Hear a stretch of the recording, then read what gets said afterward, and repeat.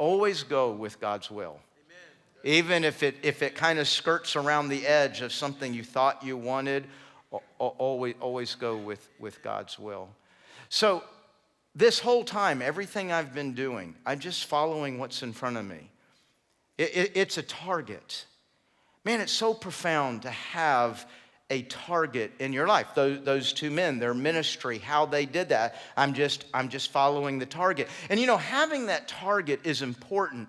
I'm not, as a matter of fact, probably to a fault, I don't celebrate successes. I also maybe don't always learn from failures because I don't bog down in success or failure that much because you still got to keep the target out in front of you. I'm always moving forward. There's a target out there that we're aiming at. I think probably one of the best things about a target and what does lead to the longevity is when you've got that target in mind and God put it there, that deals with a lot of temptations. Because everybody deals with the temptation of the grass is greener, right? We deal with that in relationships. We deal with that in work. We deal with that in geography. I'd rather be somewhere else. I'd rather be with someone else.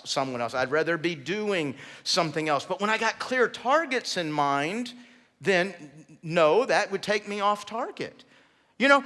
Folks, every now and then you say, hey, would that be a better opportunity? It doesn't matter if it's a better opportunity. It's not the target. And I knew God put the target there.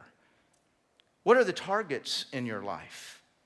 One of the things I thank God for in my life is the church. Yes, Second, First North, the Heights, but capital C Church.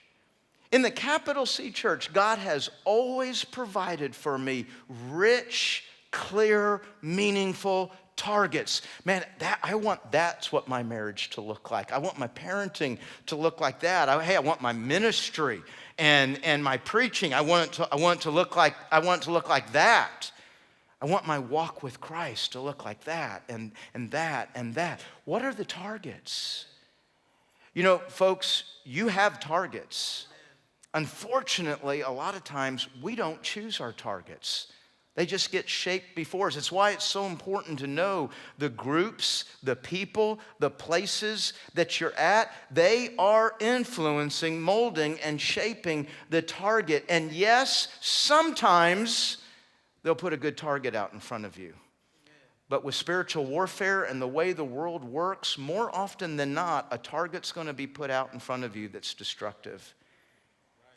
And that's why we wander aimlessly and then wonder how in our marriage, how in our parenting, how in our work, how did I end up here? We didn't even realize the whole time we were moving toward a target.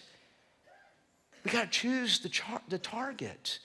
And God's given us each other. God's given us the church to be able to do just that. What is the target in your marriage? What's the vision? What's God? Who are you looking at? What are you looking at that says, that's where I'm going, that's what I want for my marriage, my parenting, my job? Folks, I believe with all my heart, people you love and care about, and I would actually expand that out to the entire nation, desperately need you to be on target. Because they are wandering aimlessly. And nobody's putting a clear picture out in front of them of what they want.